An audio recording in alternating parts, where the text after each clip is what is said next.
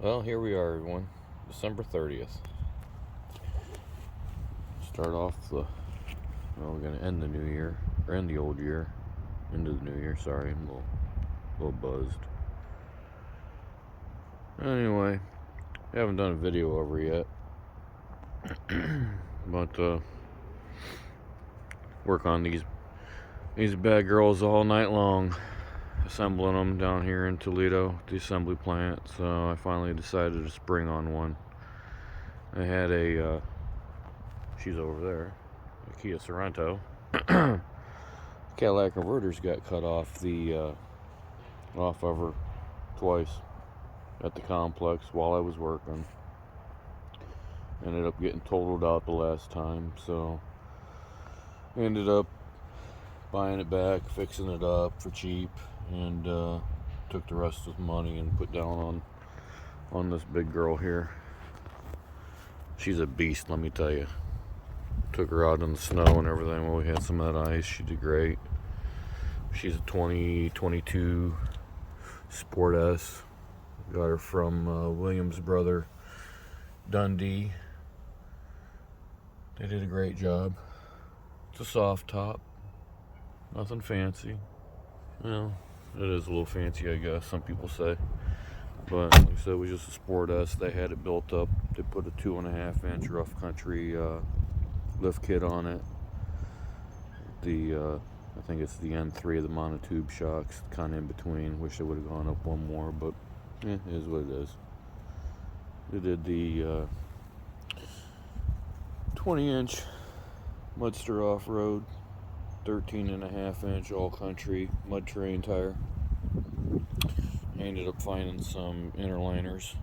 Since 1941, those are hooks, along with the rear that had Moab, because they had found these rough country high clearance fender flares, but they couldn't put them on until they got interliners. And yeah, it was a long story. Anyway, I bought some for a couple $100, and they installed everything for me. Same thing back here. They did the rough country high clearance fender flare, plastic.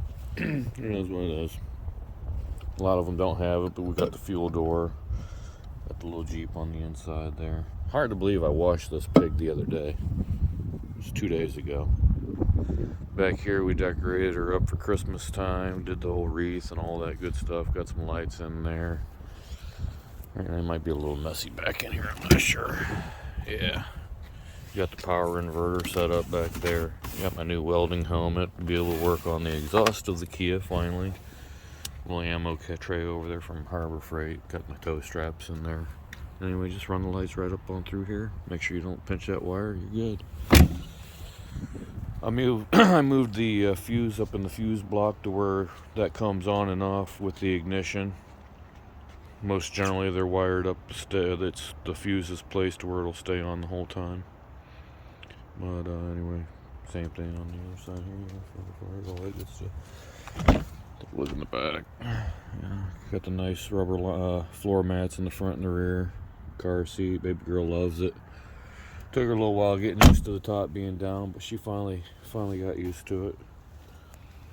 And what we're doing up here today is we're gonna change the oil myself. I don't know. I feel funny having somebody change the oil in my vehicles when I can do it myself.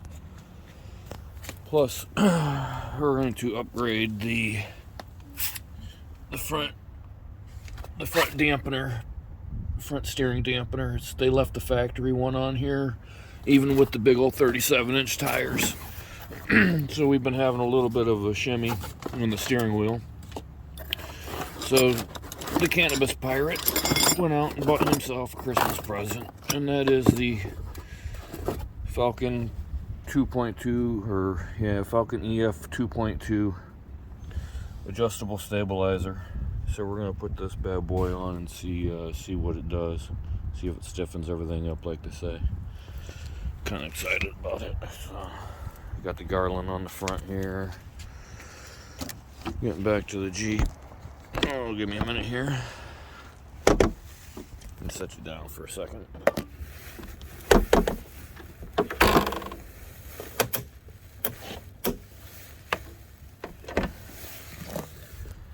Sorry about that.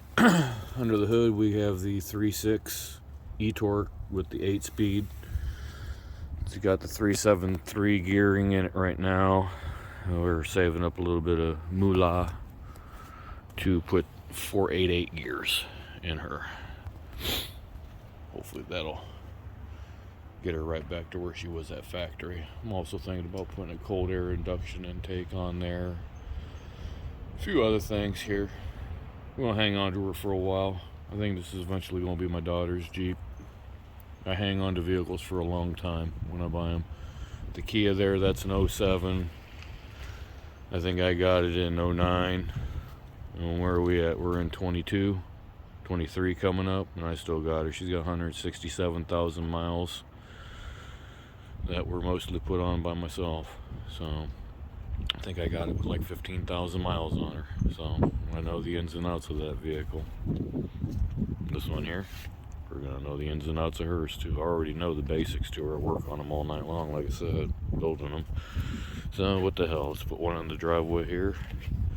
I had some fun with her on the trails.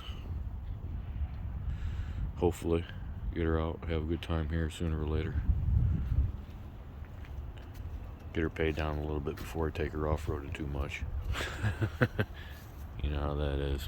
Anyway, I hope you all have a blessed day. I know we are here in Monroe. Say hi, Coco. Hey, girl. Yeah, here's my Coco girl. Yeah, I got a Chloe girl somewhere. Oh, yeah, there's little Chloe. Sitting way, way up there, chilling. Chilling like a villain, looking at me like a little pie-eyed. Yeah. Alright, people. We'll give you a little update here after this girl's put on, and do a little review on her and tell you what I think about it. Peace out. Stay elevated. Enjoy your day. Well, we got her all put on. A little bit of a... It was fairly easy. Not too difficult. The only problem was this bolt right here. It was just a little bit too long. I had to grind a little bit off, and I had to grind a little bit on the head right here in order to... where is it? In order to get up in between the A-arm here at the front. I think that's what that is. I don't know what the fuck it is, but anyway, to clear that, get it all in without having to pull this guy here loose on the steering linkage. I didn't really want to have to do that, but anyway, other than that, it's pretty straightforward. I got it set on the farm setting right now. Man, can't really see a good shot of it. The thing I don't like about it is you can't really see the sticker from the bottom side looking at it, but you can see it right here. That's probably the best shot of it. Anyway, like I said, I'm gonna take it out for a spin here on the firm set and see what it does. A little rainy out, so I'm not expecting too much out of her just because of the, good old mud tires in the rain. They don't really do all that well, but anyway, I like how it looks. We're gonna hopefully see if it makes an improvement. Anyway, we'll get back to you later. Peace. Well, we went around the block a little bit. Didn't really take it on a big test drive. We're going to get Mama and the baby and take them for a ride along. See how Mama likes it. Let her see that steering wheel. But I'll tell you what, usually had that little bit of a steering wheel wobble at that 25-30 mile an hour with these big old 37s on here. And I'll say that you don't notice that no more with this. And when you go to make a turn, it just feels a little bit tighter. So I kind of like that. So all in all, I'm impressed with her. It's well worth the $400 I caught her while she was on sale during Christmas here for $345 through Quadratech.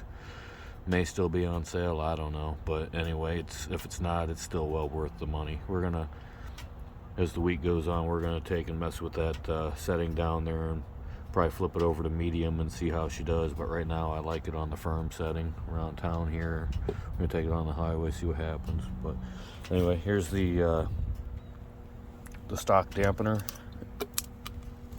I can push it down pretty easy. I'm not putting that much weight on her, and it's all the way compressed. So I don't know. We're going to hang on to her for an emergency backup, but anyone who has one of these stock Mopar steering stabilizers, I think you need to upgrade, especially if you got big old tires. These are 20-inch rims, 37-inch rubbers. So, you know, I don't know. Everyone has their opinion, but so far, the 10-minute drive I took it on, I'm pretty happy with how she's responding. Anyway, hope you all enjoy the video. Like, subscribe, share, all that good shit. Anyway, y'all have a great day. Make the best out of it. I know I did with the weather. It's been drizzling on me all afternoon. Took me about an hour to do that. Like I said, I had to do a little grinding on a bolt, dig around for tools.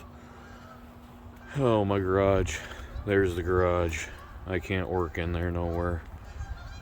As you see, it is just a mess. There ain't no light on in there now, but anyway, you ain't getting no car in there. Toolbox is all the way in the back.